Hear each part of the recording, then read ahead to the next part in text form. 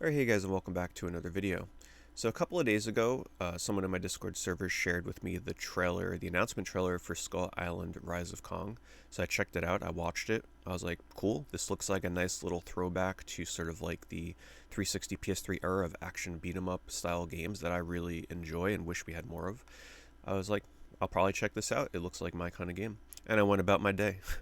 Today I wake up and I notice that there is just an extreme amount of backlash and hate towards this game, some of which may be justified, but I do want to watch the trailer here with you guys and then talk a bit about what's happening here. Like, what is this new phenomenon with a game coming out with under a minute of gameplay in a trailer and then it just gets dogpiled on as like, oh, this is going to be one of the new worst games of all time. It's like, whew, let's calm down here. Let's talk about who this game is made for, who it is targeted towards, whose fault is it? You know, what is going on here? Why is this game getting completely destroyed? We're talking about the official trailers for this on we're going to watch the IGN trailer. Their video has like 1.6 thousand likes and something like probably 15,000 dislikes. It's pretty extreme. Any trailer you look up for this game online just has completely been destroyed in the like to dislike ratio. So what do you say we watch it? Um, and then we're going to talk a bit about this in a more broader scope, a more general scope as to what might be happening here with games like Kong getting just absolutely dogpiled on. So here we go. This is from the official IGN trailer on their YouTube. The trailer, once again, I have seen before, and it does start a little slow. They don't show gameplay for a bit. There are stories of kings. Personally, I think gameplay trailers need to just cut to the chase. Show us what we're here for. Show us some gameplay. I'm not a fan of trailers that have this kind of fluff in the beginning, admittedly. I didn't catch that the first time, by the way. That Kong does bear a striking resemblance to Gollum. Alright, so here we go. Right, so it looks like your typical... What you would find on, say, the PlayStation 2, the PlayStation 3, maybe even Xbox 360 era was still kind of using this era of gameplay style. Just very simple, beat 'em up, linear, probably action game. So I watched that and I was like, okay, cool, this looks like something that I would want to play on day one. Now, pay attention here, it's being published by Game Mill. I'm sure Game Mill does put out quite a bit of kind of, let's just say, filler games. I'm sure their pedigree of games is probably not the best. I did look up Iguanabee, and their game portfolio is very small. Most recently, they came out with a G.I. Joe game in 2020. It's coming to the Switch, PS5, PS4, Steam, Xbox, Unreal Engine. I'm not sure what that is there.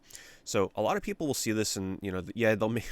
Hey, I make jokes myself. When I'm browsing through PSN and I see a game on PSN on PlayStation 5 that looks absolutely jank and terrible, you know, I will crack jokes myself about, man, this game's really pushing the power of the PS5. I'm glad I bought one. You know, but it's all in fun. I'm not, like, super serious. I understand that games come out for all platforms and, you know, they're ported to other consoles. It's not the end of the world. But yes, this game is coming to all platforms, and I made sure I did a little bit of, you know, making sure I get my facts straight here. This game is coming out for $40, which is about the peak price that, based on what we've seen here in this trailer, feels about right for a sort of like not completely, you know, indie style. Like it looks like peak price for something like this, a 3D engine beat 'em up that probably takes like, I don't know, 6 to 10 hours to beat. $40 seems about peak price for that. And then there is a digital deluxe edition, which they charge $10 extra for, which is, you know, a whole nother video where I don't completely agree with some of these digital deluxe editions where they're like giving you film grains and different colors for Kong. And that's the kind of stuff that you should unlock through normal gameplay. I don't like the idea of those kind of things being tied to a digital deluxe edition. But then, of course, they put in the digital soundtrack that literally nobody is going to listen to, let's be real. And then probably a digital art book with 3 pages of artwork. Okay, like, we get it. Not the only people that are buying the digital deluxe edition are the hardcore King Kong fans and people that maybe want to play around with the film grains and such for the fun of it. But let's not get too far off track here. Let's talk about what's going on here. Why is this game getting absolutely completely ratioed in its trailer?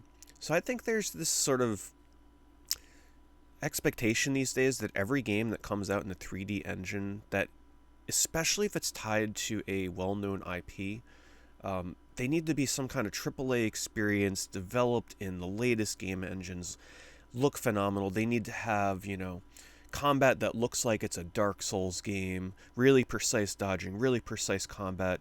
It needs to have a huge, expansive open world map with waypoints and quest markers, and you need to have really expansive dialogue like it's the next coming of, I was going to say a Bethesda game, but let's be real, those games were not exactly, some people love the dialogue in those games. I'm trying to find a good example here, but, you need to have these multiple branching paths and dialogue scenes and cutscenes that look like they're, cutting edge. But here's the thing, not all of us want a open world, super precise, iframe dodging combat system like it's out of, your latest AAA action game from Software or something. We don't, not everybody wants those kind of games all the time. Sometimes we get tired of them. Some people, like myself, we actually look for games that kind of harken back to the PS3 360 era of action beat 'em ups, which this kind of reminds me of almost PS3. You might even be able to go back far as PS2, but let's be real here. Going from the PS2 to the PS3 and 360, mostly, especially in those earlier years, were just visual upgrades of going from PS2 to PS3. A lot of the gameplay didn't really differentiate until much later on when things got more advanced. The developers got more in tune with the development kit and the engines that they were using. So some people, such as myself, we actually look for these simple games that maybe just have a simple combo system. Maybe you just have a light attack, a heavy attack, a jump attack, a stomp attack, and then you can kind of like lightly combo them together. Maybe you unlock a few more special moves. You have a power meter that builds up, and then you go into sort of like your superpower rage ability, and then you just hit everything on screen, and you move on. You whack some bad guys, and you fight the big boss. And that's kind of the sense that I got from this Skull Island Rise of Kong. I'm going to play the trailer one more time for you guys. I'm going to put it on mute, but just so you can kind of like get this as we're talking about it here one more time. I actually look forward to this. When you think about it, what's so different from games that are trying... There's this big craze now with games that try to look like games from the PS1 era. Well, where's the uprise in that, right? Like, where's people flipping out over the fact that games are coming out that look like a PlayStation 1 game? They're embraced. People look forward to these games. There are games that for a very long time now try to emulate what a Super Nintendo or Sega Genesis game looks like. Okay, why do games do this? Because people are nostalgic for that era.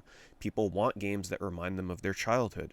Well, guess what? Some of us, maybe some people grew up with PS3 360 era games and we're kind of, looking for more of those experiences, or not even have to have grown up with them, but we're tired of the new formula of all these games needing to be overly convoluted, and we want something a bit more simple.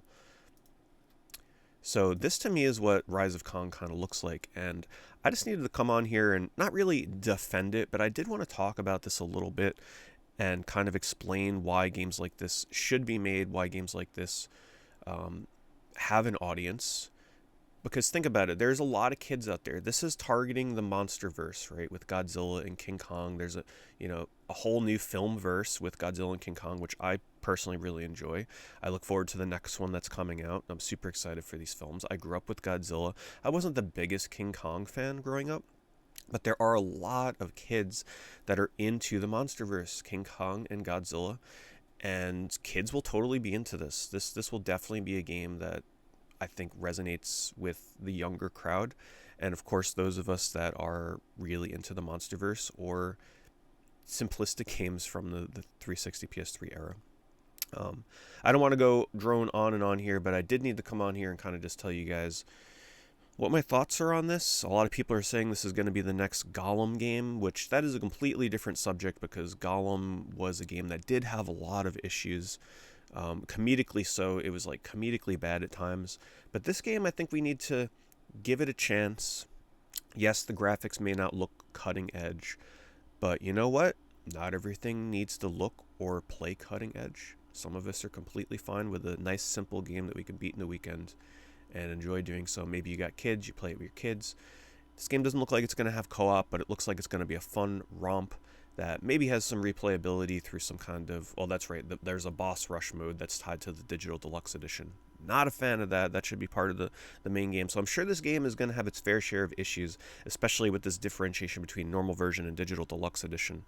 But anyway, I just kind of wanted to share my mind on it. Let me know what you guys think down below. I know a lot of you watch my channel because you share a lot of similarities in the types of games that I like to play and enjoy. So I'm really curious what you guys think. And it's okay to have different opinions. If you think this game looks terrible and you're like, why is this being made? It's fine to post that down below. It's completely your opinion. But I am curious, since a lot of you share the similar taste with me, what do you think of this trailer? Do you plan on picking this up? What are your thoughts on more games needing to come out that kind of capture this sort of between PS2, PS3, Xbox 360 kind of era of beat 'em up action games that I do feel we have been sorely lacking on? Let me know down in the comments below. As always, thank you for watching. Be sure to leave a like, be sure to leave a comment to help this video reach the algorithms and hopefully open up the minds a little bit, get people thinking from different perspectives as to this new Kong trailer.